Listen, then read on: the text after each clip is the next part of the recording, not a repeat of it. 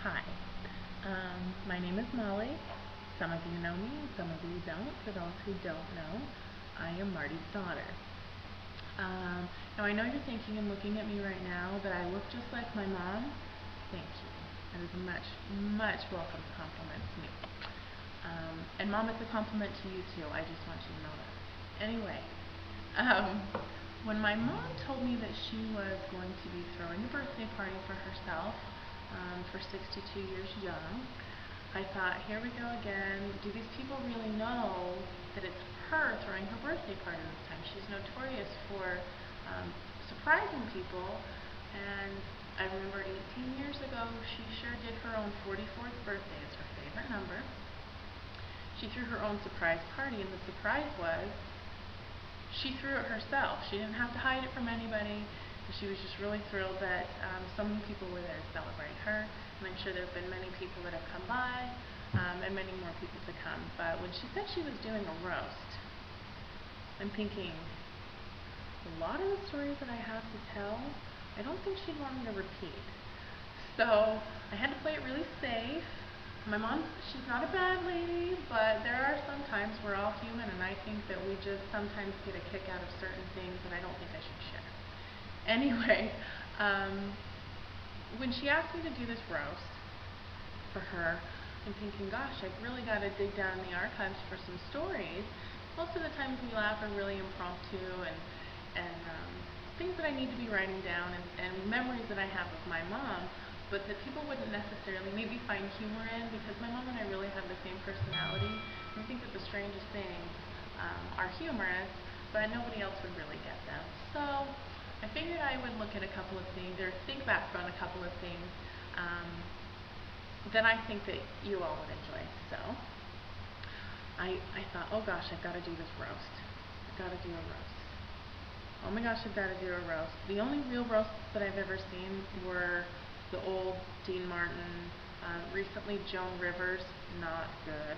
So I thought, I'm not going to include her in anything like that. So I thought that I'll go ahead and pick out some really nice things for her. So I thought about it and thinking she was always a very literal person. Not so much now, but when she was growing up. So I'm trying to think back when my mom was my age. I'm 32 years old, 29 years ago. What would Mom have done if she needed to come up with and present a roast? And I thought, well, she would probably throw it in the crock pot with a bunch of potatoes and carrots and put it on a nice plate for everyone to enjoy. So then I'm thinking, okay, that was maybe what Mom would have thought, but I came up with a couple of stories. Many years ago, when she was a teenager, I remember her telling me that she had been sitting at the table having dinner with her mother, her father, and at the time her boyfriend, which was my dad, and they were sitting having a very nice dinner. She grew up in a very lovely home. They always made sure that she had everything that she needed, and very loving home. Anyway, she said that they were listening to some music, and there was music playing in the background, and it was Herb Alpert and Tijuana Brass. Well, she's sitting there eating and has this funny look on her face and eating, and she says, I don't like this music. And I looked at her, and then I got one, and she goes, this music is just too horny. I'm thinking, oh, well, it's just too horny. Her mother's like, Sherry, shh, Sherry, shh. She says, what? It's too horny. Whether or not they had guests, I don't know, but I don't know how many times my mom could say horny in one sentence at the dinner table as a teenager when her parents were entertaining. So I thought that was something funny, because she's very literal, of course. Horny, it wasn't horny, it was too many trumpets and too many trombones. Something else that I think was pretty funny growing up, that she is definitely known for, she's very good at cheering on her kids, and one of the traits that she definitely handed down to me was our loud yell. Our kids will never ever think we are not at their sporting events, because they'll hear us no matter what. And my mom definitely has the trait of ear-piercing, ear-bleeding yelling. So I'm sure some of you have maybe heard her yell and cheer on people, but she's louder than life. So we always knew where my mom was. It didn't matter if my brothers and I, whether it was a softball game or a wrestling match, it didn't matter how hard my face was getting slammed into that mat and my ear was shoved into the mat.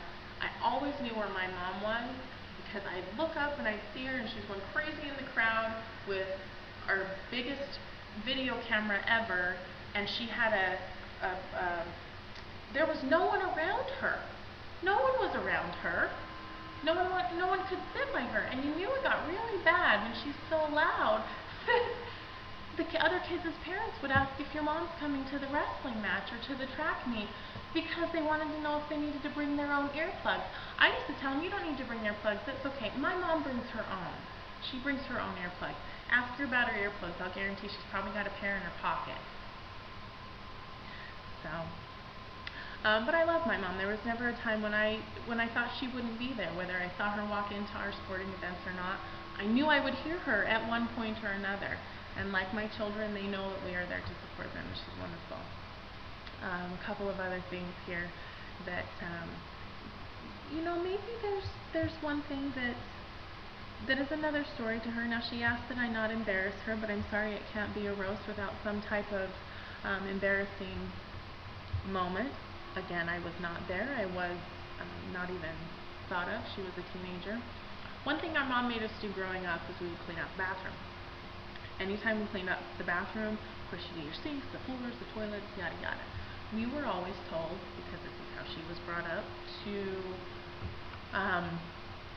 take everything out of the cupboards and out of the drawers, wipe out the drawers and clean the cupboards, wipe off everything in the cupboards. So apparently my grandmother, my mom's mom, was entertaining, always in their home entertaining, and she was at the top of the stairs or end of the hallway or something, and she had come out holding, and mind you, this was probably in the early 60s, mid to early 60s. She was probably in junior high school, so it was probably close to 1962, 63 maybe.